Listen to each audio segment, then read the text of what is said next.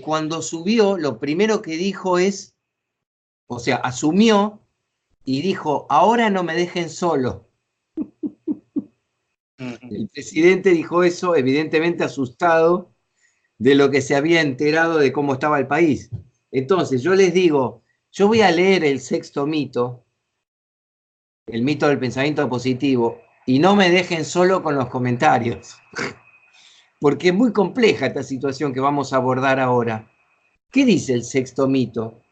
Dice, el mito, creamos lo que sentimos mediante lo que pensamos, creemos que está todo en nuestra mente, con comillas, y la fuerza de voluntad puede cambiar nuestras emociones.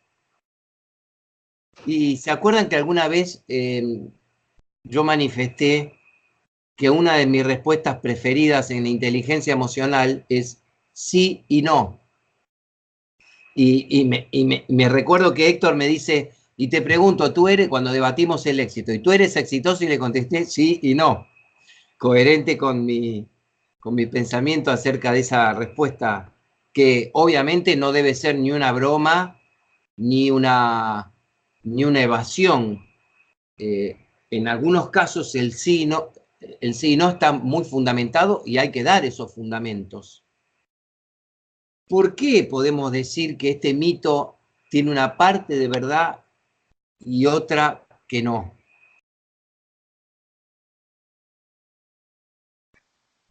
¿Qué piensan ustedes del pensamiento positivo? ¿Qué entienden por pensamiento positivo?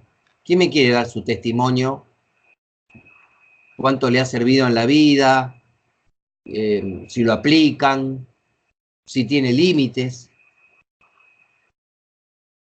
¿Quién quiere comentarme qué entiende por pensamiento positivo? O darme un ejemplo, Rodrigo. Te veo un poco, la cámara quedó muy arriba, Rodrigo. No sé si levantas la mano, me quedó media cabeza, a ver si la puedes bajar. Ahí está, perfecto. Una hermosa camisa azul. Perfecto. Bueno, ¿a qué llamamos pensamiento positivo, no? Al tú puedes, yo lo voy a lograr. ¿Quién puede estar en contra de eso, no? En su sano juicio, viene un hijo nuestro y nos dice que le fue mal en un examen, ¿qué le vamos a decir? Es que tú eres un inútil, que no estudias, un vago y no vas a llegar a nada en la vida. No podemos decirle eso. Si lo amamos, no podemos decirle eso. Algo que espero que no ocurra en México, aunque por lo menos mayoritariamente. En Argentina, lo que llamamos la grieta política está tan acentuada que apenas sube un presidente decimos que se caiga, que lo derroquen, que una locura. Sí, Rubén, te escucho. Buenas tardes, a ver, ¿Cómo te va? pues en alguna ocasión me acuerdo haber leído o escuchado en algún reportaje que muchas veces nuestra mente nos juega, digamos, chueco, por decirlo de alguna manera, ¿no? En el sentido de que se nos vienen pensamientos negativos, pues, o muchas veces ni siquiera son pensamientos negativos, sino que son dudas, ¿no? El dudar de poder llegar a lograr algo, de poder, vaya, cumplir alguna meta, algún objetivo, simplemente el dudarlo ya es negatividad porque, pues, estamos, pues, llamando a eso, ¿no? Al posible fracaso. Creo que, bueno, en lo personal, yo sí me considero una persona muy negativa porque se me vienen pensamientos y aquí sí, ahora sí que aplica lo que dijiste el otro día, ¿no? De que se me vienen a la mente pensamientos que no, que no los comparto, ¿no? No sé por qué pasa eso, pero mucho tiene que ver ahí, pues, el dudar, ¿no? El no ser positivo, el levantarse pensando totalmente positivo y sin dudas, sin miedos, yo creo que por ahí debería empezar, ¿no? Nuestra rutina en el día a día, ¿no? El ser positivo. Y en lo particular, yo sí me considero que soy víctima de eso, ¿no? De lo opuesto, pues, de los pensamientos negativos. Bueno, eh, para redondear lo que dijo Rubén, hay que indagar profundamente por qué ocurre eso. Si te pasó siempre, puede tener que ver con tu temperamento. ¿Qué te había dado arriba en el Rubén predominante? Hola, lo que casi la mayoría de nosotros nos salió alto. Concienzudo, ¿no? Sí, sí, así es. Concienzudo. Bueno, puede ser, Rubén, que tengas un nivel de autoexigencia muy alto y que te haga dudar de tu propia eficacia en algunas circunstancias. Ahora, lo que tú dijiste recién va a formar parte de este debate que vamos a tener, que es un poco paradójico, porque tal como tú lo deseas, todos querríamos levantarnos desde la mañana positivos y acostarnos positivos. Ahora, la pregunta es, ¿eso no tendrá un peligro? Cuando ustedes bajen los 3 videos, por favor me avisan, porque en una de esas, eso puede tener un peligro. Había levantado primero la mano Rodrigo, creo, por allá, y ahora está levantando Rogelio. A ver, escuchemos otros testimonios. Yo creo que es muy cierta la frase que dice que no puedes evitar que un pájaro vuele por encima de tu cabeza, pero puedes evitar que anide en ella. Entonces, muy buena, muy buena.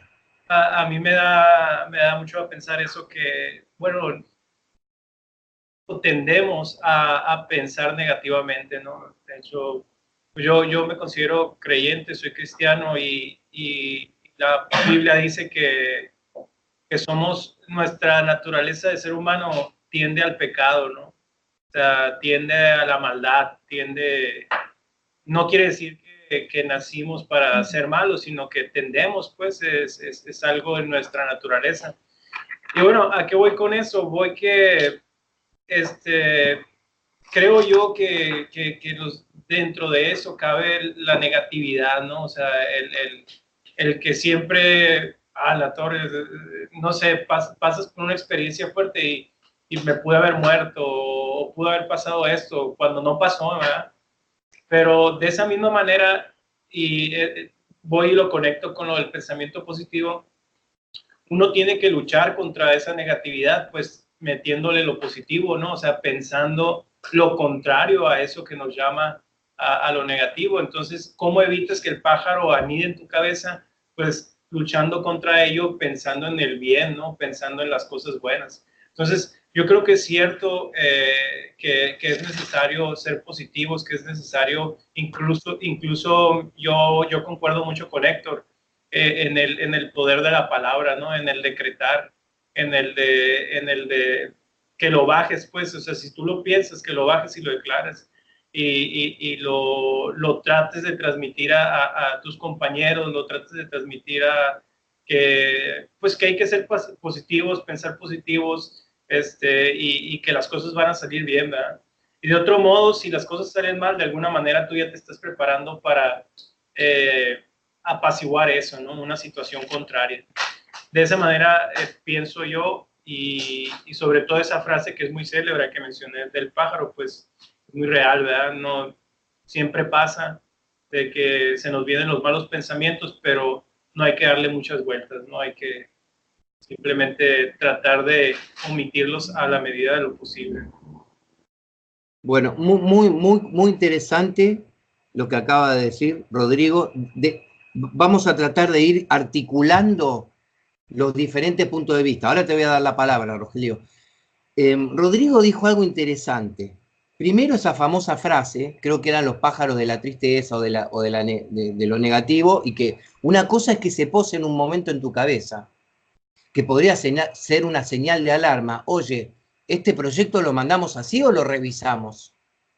Y entonces lo reviso. Y otra es que yo me lamente de que hacemos todo mal y lo deje un mes porque me deprimí y no lo mando durante un mes. Entonces ahí es donde entra el otro aspecto que mencionó Rodrigo, el negativismo. Una cosa es tener un pensamiento positivo y otra es tener tendencia a la negatividad. Son dos cosas muy distintas. Le voy a poner un ejemplo. A ninguno de nosotros nos conviene discutir la ciencia, la anestesia, los autos, la internet, los celulares, la matemática, la ingeniería. Gracias a Dios existe el pensamiento científico. Pero ya que lo mencionó Rodrigo, se llama cientificismo al tratar de reducir todo toda la existencia humana a la visión científica. Entonces yo, si tengo ganas de polemizar con Rodrigo, le digo, pero no me hables de la Biblia. No hay una sola prueba científica de que algo en la Biblia haya sucedido. Y ya está. Y estamos en una discusión que es infecunda, porque son dos terrenos distintos. Ni la religión puede explicar muchos fenómenos científicos, ni la ciencia puede agotar las preguntas o las inquietudes religiosas o filosóficas. De la misma manera, el negativismo es una exageración de un rasgo cognitivo y emocional que podría tener su lugar. Porque, ¿pudieran bajar los videos? Sí, ¿no es? Sí. ¿Y Rodrigo? ¿Están en proceso? Porque la cuestión sería, ¿qué ocurre si algo va mal? Un compañero me nos señala y yo le digo, no seas negativo. En otro término, a ver si Rogelio, que me pidió la palabra, ¿qué sería entonces ser negativo? Rogelio, ¿qué entiendes tú por ser negativo? El aspecto malo de las cosas, ¿no? Tengo muy presente que hace unas clases mencionabas en una de las presentaciones en cuanto a las emociones. No es bueno tomar decisiones cuando estás alegre, eufórico, porque subestima las circunstancias. Y tampoco es bueno tomarlo cuando estás triste, porque sobreestima las circunstancias, ¿no? Creo que es un equilibrio que se debe de jugar entre las dos, entre la cuestión negativa y la cuestión positiva, ¿no? Mencionaba ayer el ejemplo, ¿no? de que fallece alguien. ¿Cómo llegas con alguien que acaba de perder a un ser muy querido y le dices, oye, ve el lado positivo de las cosas, ¿no? Si esa persona la agarras un poco mal, pues te atienes a las consecuencias, ¿no? Claro. Creo que hay límites en todo. Sí, estoy de acuerdo, pero acá tenemos un problema, Rogelio y el resto de los participantes, ¿no? Llamamos pensamiento positivo voy a poner un ejemplo simple, esto va a funcionar, vamos a lograr ese objetivo. Y pensamiento negativo no necesariamente es negativismo o mala onda y menos maldad. Podría ser una visión pesimista. Yo entiendo que el autor, ahora para tratar de entender al autor, ¿no? Porque si no, nosotros estaríamos discutiendo en el aire. Nosotros podemos armar cualquier debate que queremos, pero si queremos comprender a un autor, a este Kinder o a Freud o a Marx o a quien sea, o a Jesús en la Biblia, tenemos que tratar de leer textual y comprender que si hay un pensamiento positivo, hay un pensamiento negativo. Y el pensamiento negativo podría ser escéptico, el escepticismo. ¿Y necesariamente el escepticismo es malo? Les voy a contar un caso histórico muy interesante. Y después les voy a recomendar que vean un video muy impactante que está en YouTube. En el año 86, a mí me tocó verlo en vivo, ¿no? Casi en vivo el noticiero, esto que les voy a contar. Y me había impactado porque había leído la noticia, venía siguiendo el caso hasta que ocurrió una tragedia. En enero del 86 se tiró, no sé, por 15ª vez, se lanzó al espacio el Challenger, un transbordador espacial. En ese vuelo, que iban 7 personas, por primera vez iba una persona iba un astronauta no militar. Por primera vez en un vuelo de la NASA habían incluido una maestra que iba a dar clases desde el espacio. Año 86, 96, 2006, o sea, 23 años atrás. Voy a contar en paralelo dos situaciones, ¿no? Una situación es la de los ingenieros, la técnica, que hacía tanto frío en Estados Unidos, fue un 28 de enero, me quedó grabada la fecha, y supóngase que el vuelo estaba programado para el 15, se posterga y se pasa para el 21, se posterga y se pasa para el 28, y el 28 se juntan los ingenieros de la NASA y tienen que decidir si lo van a postergar por tercera vez. Yo ahora les estoy contando lo que se supo algunos años después acerca de la tragedia, porque al principio todo el mundo quedó estupefacto. ¿Qué pasaba? ¿Por qué se suspendía? Porque los ingenieros opinaban que con frío extremo no convenía el lanzamiento, porque los aros que dividen los tanques de combustible, de oxígeno y nitrógeno, creo que es, u otra sustancia, si se mezclan de golpe explotan. Entonces se suspende el 15, se suspende el 21 y el 28, bueno, unos días antes, por supuesto, el 26, los ingenieros hacen una tercera reunión y aplican un poco de pensamiento positivo. Bueno, ya lo suspendimos 2 veces, ya es suficiente, el 28 tiene que partir. Invitan a los padres de la maestra, a todos los familiares de los astronautas y a todo el grado, se dice grado en el alumnado de la maestra, a todo el alumnado de la maestra. Despega el Challenger y a los 2 minutos, mientras todos están felices mirando cómo se está por perder en el espacio la nave, explota en el aire. Y les pido que pongan en YouTube explosión del Challenger, familiares, alumnos, porque van a salir muchos videos, pero hay uno que fue transmitido en directo en la televisión norteamericana, que toma a los familiares, especialmente a los padres de esta chica, de la maestra, cómo se les va borrando la sonrisa en el rostro a medida que van comprendiendo que la nave explotó y que casi no hay ninguna posibilidad de que alguien salga vivo de eso. A los niños los empiezan a correr, en el sentido, los alejan los sacan de la escena, y seguramente les habrán dado una explicación en un salón, y se empieza a deshacer todo el grupo. Eso es muy triste el video, sí. Dime, Jorge. El título. ¿Será explosión del Challenger y reacción de los familiares? A ver. Te digo enseguida, mientras sigo conversando. Entonces, nosotros en este caso puntual tenemos una problemática. Otra cosa que me quedó grabada. Miren qué curioso, ¿eh? Hay un reportaje que se le hace a la maestra. Ella no tenía el grado de entrenamiento que tienen los militares que han sido astronautas, y le decían, ¿no tiene miedo de que pase algo con el Challenger? Y ella contestó textual, me quedó grabado todo esto. Si yo pensara que hay algo inseguro en el Challenger, no me subiría. Es una buena declaración de la razón, pero con el problema de que se cree saber. Ella creía que el Challenger... un segundito que voy a buscar. Pero ya había estallado otro anteriormente, ¿no? No, al revés. Ah, ese fue el primero. Figura, sí, ahora les cuento. Figura como el segundo, explosión de Challenger y reacción de los familiares. Lo ven, por favor, en otro momento, así ganamos tiempo con la clase.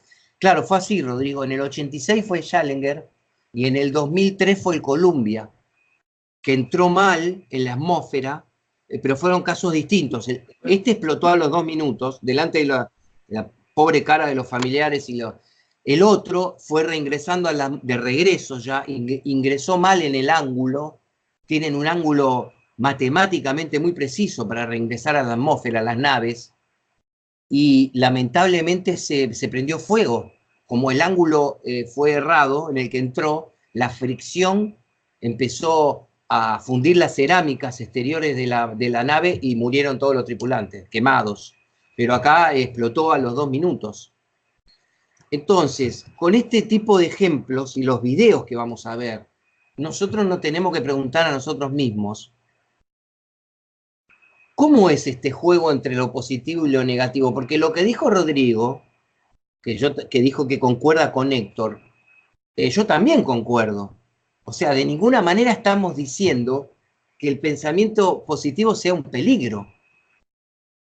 Estamos diciendo, como con casi todos los factores humanos que estamos hablando y psicológicos, es que tiene que tener un contrapeso, como en la democracia. Vieron que, por lo menos formalmente, se habla poder judicial, poder legislativo, poder ejecutivo.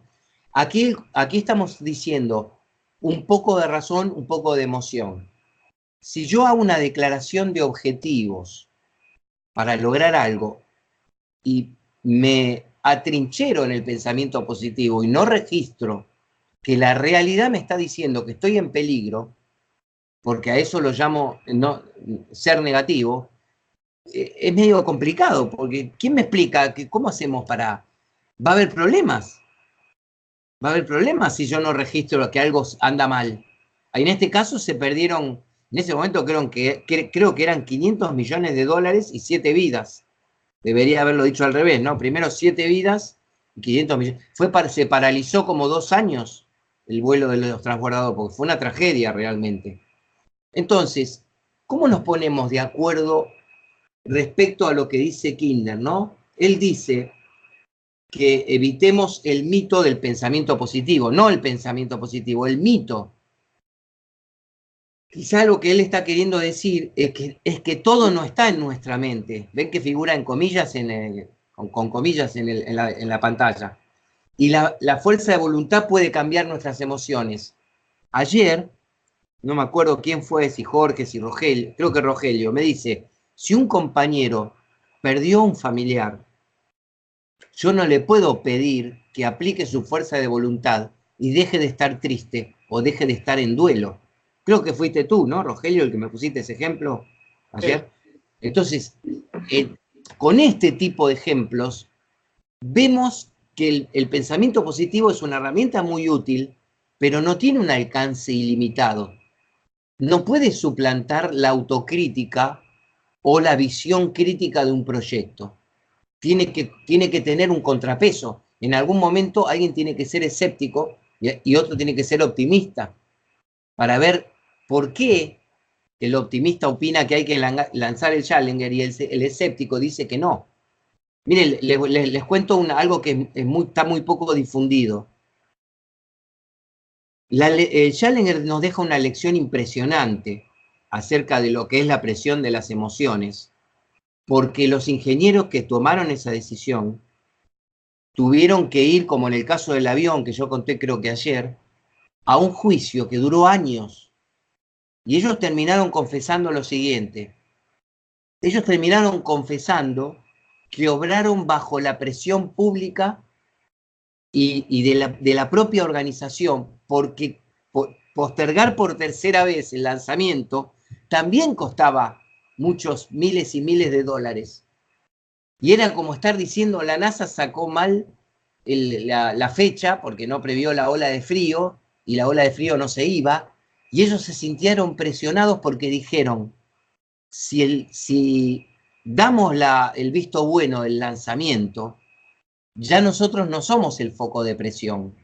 Pero si nosotros decimos por tercera vez que no, acá me olvidé otra cosa. Cuando se dice por tercera vez que no, había un protocolo para desarmar los tanques y verificar el estado de las juntas. Los ingenieros temieron que un tercer no obligara a desarmar las juntas estuvieran en buen estado, entonces los malos de la película, ¿se suele usar esta expresión en México? ¿Quién es el malo de la película? Es una forma de decir, los culpables son ellos. Entonces ellos, consciente o inconscientemente, bajo esa presión emocional, se autoprotegieron. Dijeron, sí, bueno, ya 2 veces opinamos que no se debía lanzar. En esta tercera, digamos que sí. Y se pusieron de acuerdo, eso también se llama pensamiento de grupo. Hay 2 o 3 que son influyentes y presionan al resto y le tuercen el brazo y todos dijeron, sí, bueno, que parta el Challenger y bueno, el resto lo van a ver, el momento trágico lo van a ver en ese video, que es muy triste. Entonces, ¿cómo nos ponemos de acuerdo para entender esta realidad de que sin el pensamiento positivo en general no vamos a ningún lado? Pero solo con el pensamiento positivo corremos peligro a veces. ¿Y quién me puede expresar cómo lo podríamos formular de otra manera? ¿Qué hacemos, Rubén? Aquí coloquialmente, ¿no? Decimos, o vaya, hay un dicho que se dice, hay que tantearle el agua a los camotes, ¿no? Básicamente lo que dice es evaluar, analizar, vaya, antes de tomar una decisión. Yo creo que esto aplicaría, pues, como comentó por ahí Rogelio, nunca es bueno tomar una decisión ni muy enojado ni muy feliz. En este caso de Challenger, pues, debieron, ¿no? Claro, haber analizado un poquito más quizá y no tomar decisiones en base a la presión que tenían, ¿no? Presión, no sé, social o profesional o no sé cómo se le puede llamar. Obviamente fue una mala decisión. Lo complicado, lo difícil es saber si están o no están tomando una mala decisión en ese momento, ¿no? El saber identificar, vaya, cuándo es el momento propicio para tomar la decisión. Claro, pero lo que dice Rubén, ¿no? Fíjense, voy a seguir tu argumento, fíjense si hubiera habido en ese grupo una persona lo suficientemente, no la persona, una persona con, me voy a corregir, una persona con un argumento suficientemente negativo para decirles, hacerles ver al resto, miren, si nos equivocamos con el no lanzamiento, no muere nadie y perdimos un poco más de dinero. Y nos equivocamos nosotros humanamente. Pero si nos equivocamos con el lanzamiento, pueden morir personas y perdemos la nave. Claro, ¿qué pasa? Naves Apolo se habían perdido, pero no se había perdido nunca un transbordador. De hecho, Rodrigo justo ahora se fue, pero cuando se perdió el segundo, en el 2003, se terminó el transbordador. El primer golpe fue devastador, en el 86. Tardaron como 2 o 3 años en mandar otra vez una nave. Pero en el 2003, cuando se produce por segunda vez, declaran al transbordador no seguro y no se usaron más. Entonces, esto en la vida es así. Uno va confiado, optimista, andando en bicicleta, hasta que se pega un golpe, un porrazo, decimos en Argentina. ¿Cómo se dice en México? Te das un porrazo, decimos. Una expresión fuerte de decir, te pegas un palo, también decimos con el auto. Viene distraído mirando el celular. ¿Cómo dicen en México? Cuéntenme que me divierte. ¿Cómo se dice? Darse un palo así, muy a lo bruto. Chingazo. Me pega un chingazo, subestimando el tránsito, me pega un chingazo mirando el celular. Cuando me lo pego, ahí empiezo a ser un poquito más negativo, con comillas o sin comillas, en cuanto a que, oye, no es tan fácil manejar y mirar el celular. Me he dado un chingazo y sé lo que significa. Entonces, lo que explica Rubén es, tenemos que tener un poco de pensamiento positivo al inicio, tenemos que proyectar metas, Rodrigo, como contaste, pero siempre hay que considerar las posibilidades de error o las posibilidades de fracaso. De hecho, si quieren que nos pongamos de acuerdo en algo maravilloso, hasta con cierto humor, ¿qué tal si adoptamos la frase de Churchill? Triunfar es ir de fracaso en fracaso con entusiasmo. Miren qué interesante esta frase. Triunfar es ir de fracaso en fracaso con entusiasmo. Y él sabía de lo que hablaba porque perdió un montón de elecciones, hasta que ganó una crucial y se convirtió en el héroe de la Segunda Guerra Mundial, en Gran Bretaña. Nosotros tenemos que fracasar con entusiasmo.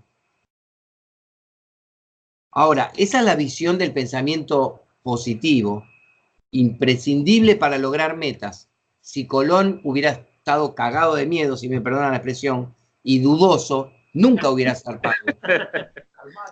Como Colón tenía cojones y dijo, me la voy a jugar, tenía sus convicciones, zarpó. Y equivocado y todo cambió el mundo. Ahora, si a Colón sobre la marcha, en medio del océano,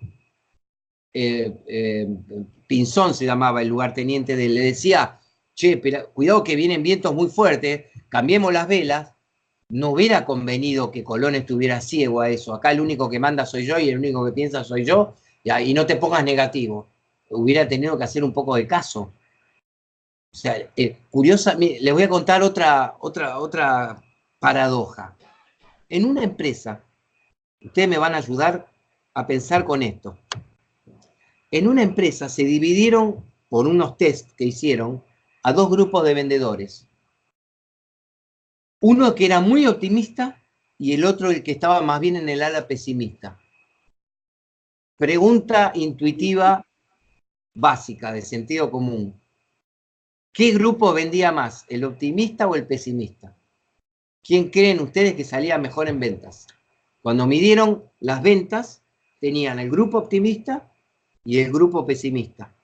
¿Quién creen ustedes de la lógica elemental que vendía más?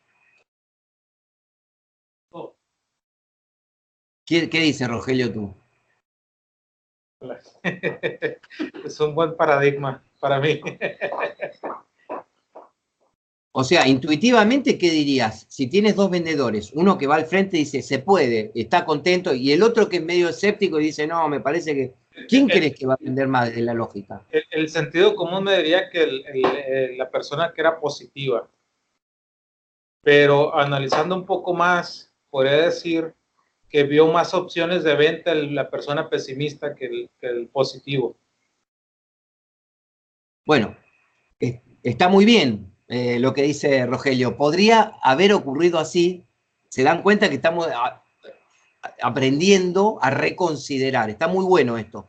Pero ¿cómo es la historia real de esta consultora? Los que vendían más eran los optimistas, contundentemente. Ahora, falta una parte de la historia. Miren qué interesante esto. Ellos vendían más, pero cuando se le hizo otro tipo de cuestionario a todos los vendedores sobre cómo era la competencia, cómo era el producto, qué decía la clientela de la empresa y cómo se manejaba la empresa, curiosamente los que fueron más realistas con los números generales de la empresa fueron los escépticos, los llamados negativos. O sea, acá hay una cosa muy curiosa en lo que estamos charlando, que a ver si lo podemos construir entre todos y entendernos bien. El que va para adelante es el que cambia el mundo. Es el que cambia el mundo, pero muchas veces el que está sentado mirando es el que tiene razón y te dice, eso no va a andar. Pero ¿por qué después el que salió, el que partió, cambia el mundo? Porque se pega un... ¿Cómo era la expresión? ¿Cómo? Me la olvidé. ¿Cómo era pegarse un golpe en mexicano? Chingazo. Chingazo. El que se pega, ¿qué pasa si el que se pega un chingazo es Edison? O el propio Colón u otros. Son personas insistidoras que vuelven a probar y vuelven a probar y vuelven a probar. De tantas pruebas que hacen y de tantos chingazos que se pegan, ellos aprenden finalmente la fórmula para lograr su objetivo. Y el que siguió sentado diciendo no va a andar, un día queda en el anonimato para siempre, porque fue el escéptico que al principio tenía razón, pero ese no cambió el mundo. Es como si sentamos una persona escéptica al lado de los hermanos Wright en el primer vuelo. Se va a cagar de risa, con perdón de la expresión. Va a decir, todos están locos. Encima ni siquiera son ingenieros, son mecánicos de bicicleta. Estos dos son dos payasos. No van a poder hacer despegar ningún aeroplano. Y esos hermanos cambiaron la historia de la humanidad. Pero no en un solo vuelo. En el primero, miren una cosa interesante de los hermanos Wright, ¿no? Otra lección interesante para sacar que yo leí en un libro. El lugar donde ellos inventaron el avión y cambiaron la historia, o parte de la historia de la humanidad, se llama Kitty Hawk en Estados Unidos, y ahora es un museo a cielo abierto. Va la gente de todas partes del mundo a mirar el sitio histórico donde los hermanos Wright practicaron con motores muy rudimentarios y aeroplanos hasta instalar la idea de que el hombre podía volar. Ahora, miren la prudencia de estas personas, no eran dos payasos locos, no eran fanáticos del pensamiento positivo. Kitty Hawk es una pendiente muy arenosa. Entonces, ellos no eligieron por casualidad ese lugar. Pensaron qué pasaba cuando se caían. No querían perder la vida. Entonces, fueron positivos, pero pensaron en lo negativo también. Pensaron, a ver, si esto no funciona y yo me caigo con este aparato, ¿dónde me caigo? Si me caigo en el agua me ahogo, si me caigo en el cemento me mato. Entonces decidieron que fuera un plano inclinado, un terreno inclinado. Entonces cuando ellos caían con más suavidad y salvaron sus vidas varias veces. Y el resto es historia. Fabricaron el primer avión que conoció la humanidad. Entonces, volviendo a lo nuestro, y ahora vamos a ver los videos si ya los tienes, ¿no? En tu poder. La gran cuestión del mito del pensamiento positivo es justamente eso, que no lo convirtamos en un mito. Sí, Jorge, te escucho. No me quedó claro si vamos a ver aquí en la reunión lo del Challenger, o eso lo vemos ya en privado. ¿Cómo? ¿Querían ver lo de Challenger? El video de Challenger, ¿lo vamos a ver aquí o pues cada quien ya en privado? No, yo propongo que se lo vean en solitario, que le va a hacer bien, se lo anoten, porque así ganamos tiempo viendo los que tengo preparados para esta clase. Estas cositas que van surgiendo, yo les voy diciendo los títulos, o les voy contando películas, videos, y ustedes después se lo anotan y se lo ven. Y recuerden lo interesante es un video corto de 5 minutos, pero nos va a quedar grabado en la mente, como me quedó a mí, el peligro de dejarse llevar por las presiones emocionales y decir sí sin todos los fundamentos. O sea, nos va a dejar la lección de ser prudente todas las veces que se pueda. Si tienes los videos, Noé, en tu poder ya, ¿lo tienes en punta? Sí. Hay uno. Bueno, bien, entonces seguimos un ratito más. Ya están listos. Ah, los tienes listos. Bueno, miren. Hay uno muy corto, son 3 videos, 3 fragmentos de un documental de la BBC de Londres. Trata sobre los sentimientos de ganar y perder, el instinto del éxito, por qué los humanos buscamos el éxito, un tema que hemos debatido hace unas clases atrás. Entonces, primero hay una presentación brevísima del documental, que es el video que dice por qué son importantes el éxito y el fracaso. Véanlo, dura menos de un minuto porque es la presentación del documental.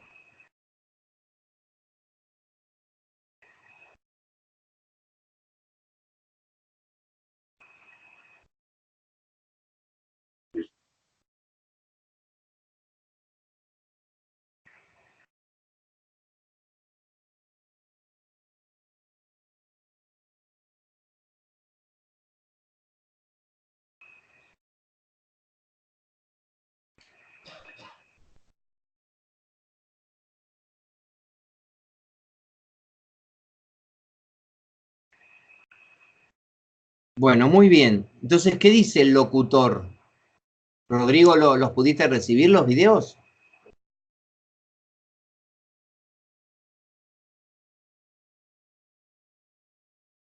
Rodrigo, ¿me escuchas? ¿Los pudiste recibir los videos? Perfecto. Acabamos de ver el primero muy cortito, que es la presentación de un documental de la BBC. ¿Qué pregunta el locutor? Ustedes lo acaban de escuchar. ¿Qué es lo que pregunta? ¿Quién me dice? ¿Quién me refresca el concepto? ¿Qué vieron recién? ¿Qué decía el locutor del documental? ¿Qué pregunta se hacía? Sentimos mal cuando perdemos y por qué nos sentimos bien al ganar. O sea, Exacto. ¿qué hay de... ¿Por qué es tan importante eso, no? ¿Por qué nos sienta tan bien ganar y por qué nos hace daño la derrota? Es así, ¿no, Rodrigo? Bueno, ahora vamos a ver la respuesta científica. En una representación de un match de boxeo, que yo sé que alguno capaz que está en contra del boxeo y me parece bien, pero bueno, los directores del documental decidieron darle contundencia al mensaje y nos van a mostrar qué pasa con un boxeador que va perdiendo una pelea, qué pasa fisiológicamente y psicológicamente, y qué pasa con un boxeador que le va ganando. Primero ponemos qué sentimos al perder, y préstenle mucha atención a toda la información que nos va a dar este video. ¿Qué sentimos al perder?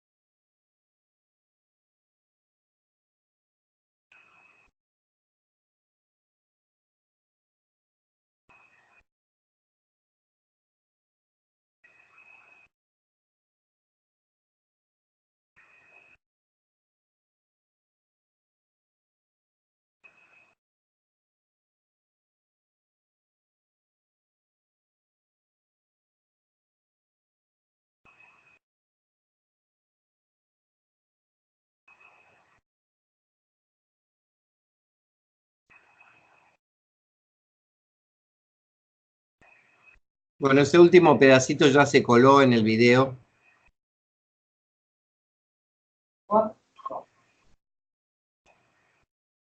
Bueno, ¿quién me quiere? Rodrigo, ¿pudiste terminarlo? Perfecto. Bueno, ¿qué vieron ustedes? ¿Vieron la descripción científica de lo que es sentir que uno va perdiendo y ser derrotado en una pelea?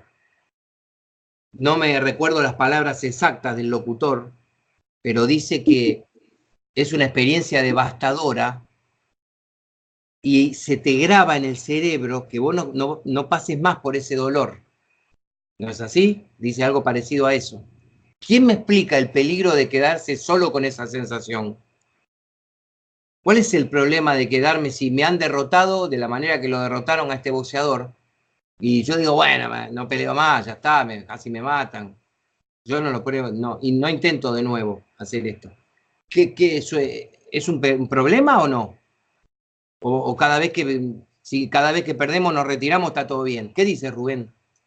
Sí, estaba escuchando ahí lo que comentó de que cuando perdemos o vamos perdiendo en alguna circunstancia, el cuerpo, el organismo libera cortisol, ¿no? Lo que es la feromona del estrés y nos sentimos pues confusos y atemorizados, ¿no? Decía ahí.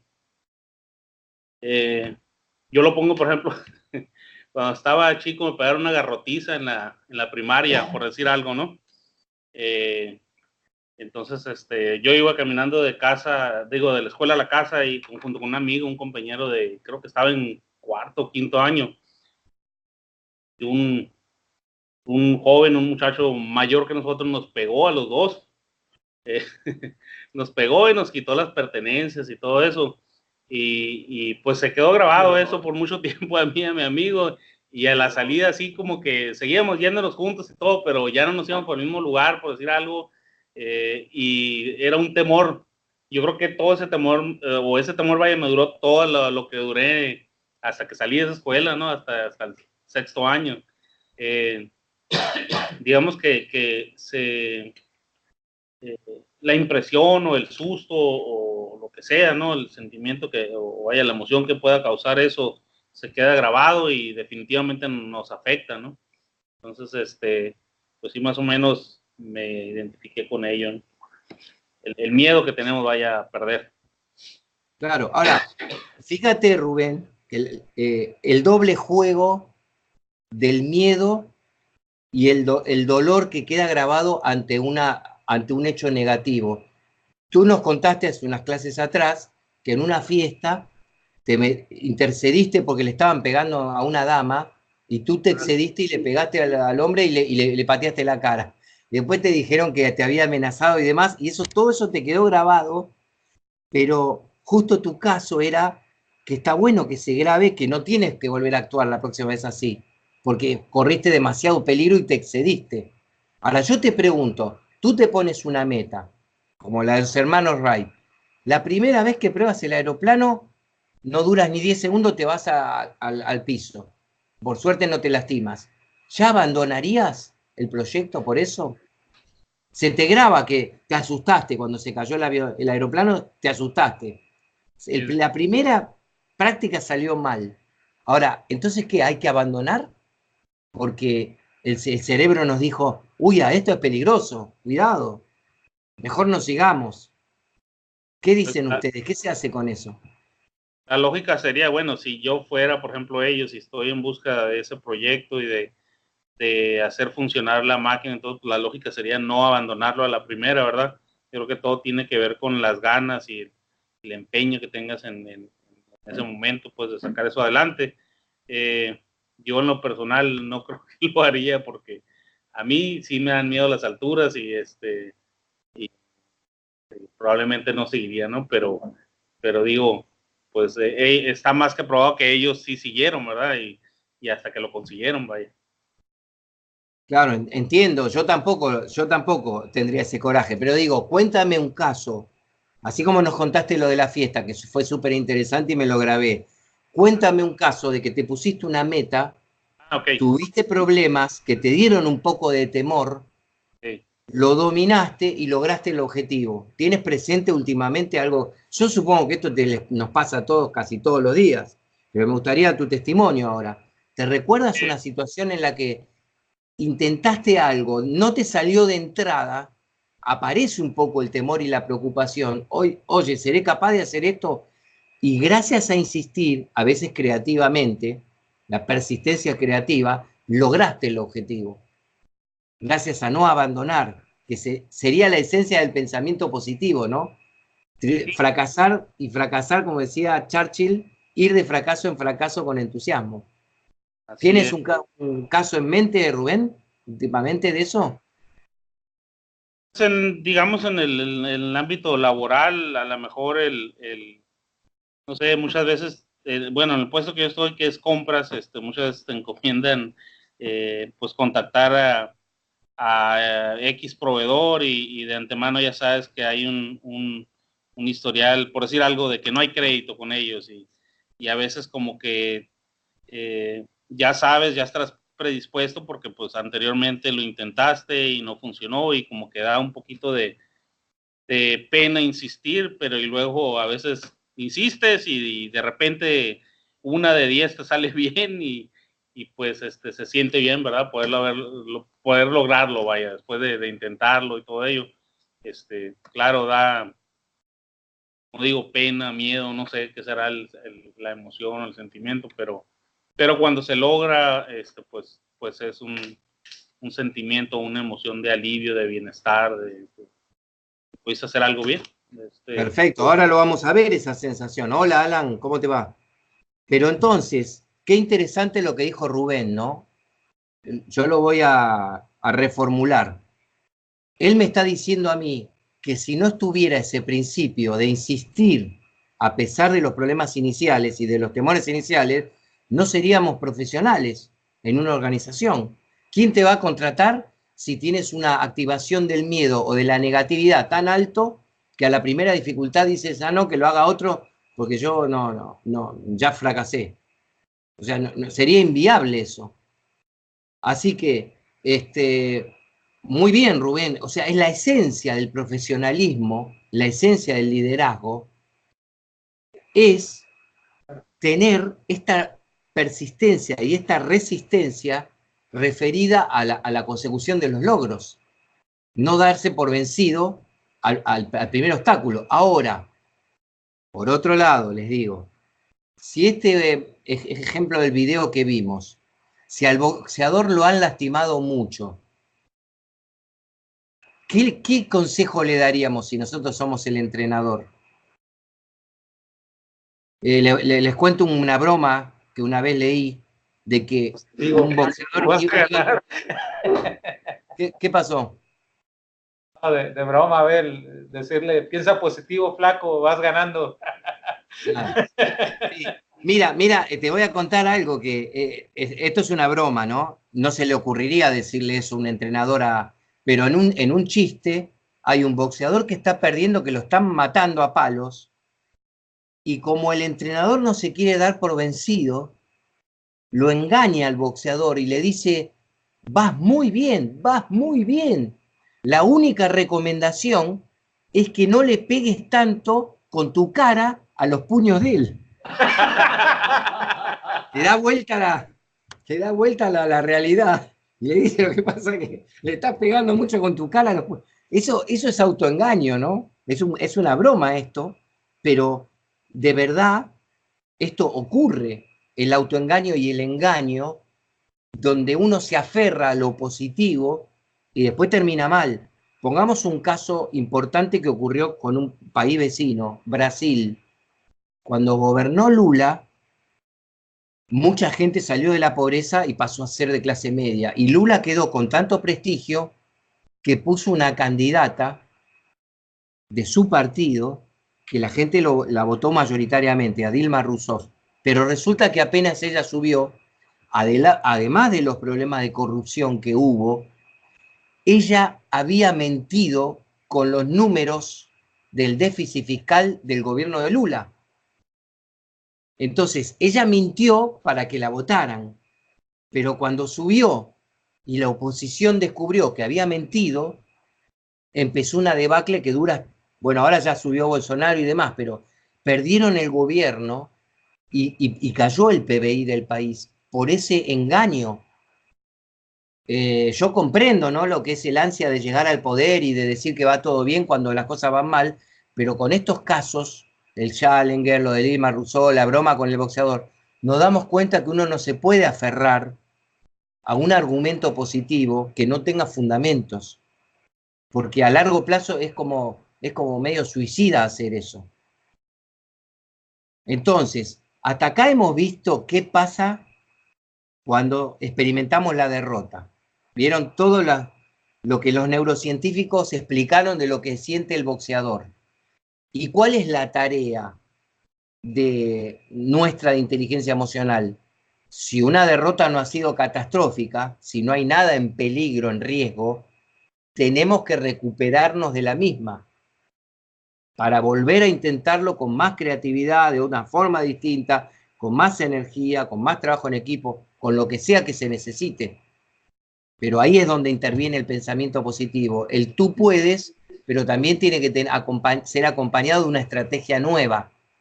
Esta sería otra forma de entender por qué es peligroso el mito.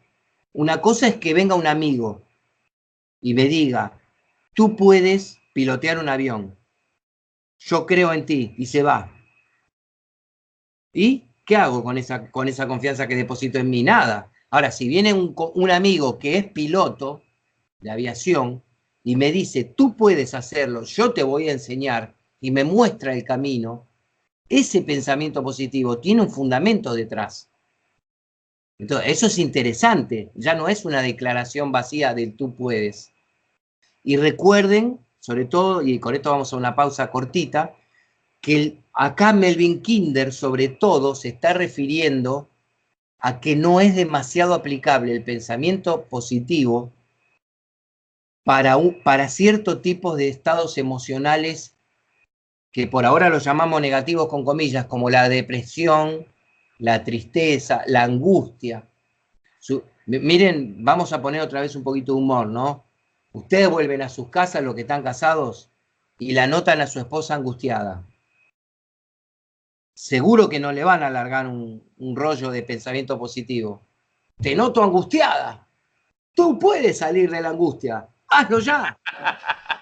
Seguro que no se van a manejar. A mí no me dio resultado. Rogelio me hizo el gesto que voy a recibir un bife. Nosotros en Argentina decimos bife.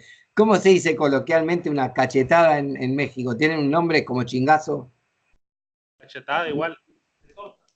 Una cachetada, o sea, me va a ir muy mal, ¿no, Rogelio? Con el tú puedes a mi propia esposa.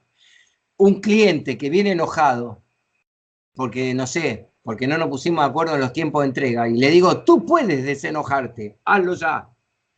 No van a salir bien las cosas. Entonces, en ese sentido es un mito, no en el sentido que platicó al principio Rodrigo, cuando dijo que está alineado con Héctor, en el sentido de que cuando nos mentalizamos para una meta, la proyectamos. Bueno, muy buenas tardes ahí a todos. justo está Héctor, Gracias. menos mal que no estábamos hablando mal de él. Nos está convocando para verse las caras el Hola Héctor, ¿nos escuchas? Metió Pepe Cárdenas ahí. Menos mal que estábamos hablando bien de Héctor, ¿no? Me parece que él no se dio cuenta que apareció en vivo ahí. Bueno, hacemos una pausa de 5 a ver si incluso también se reconecta Héctor. Y cuando volvemos, vamos a ver qué le pasa al boxeador que gana, que va ganando y gana. ¿Nos encontramos en 5? Sí. Ok. A ver, cuando llegamos al sentimiento ese, cuando le preguntas a la esposa, ¿qué tienes? Y te dice nada, a la madre, agárrate porque es todo. es todo un cóctel de emociones esa palabra.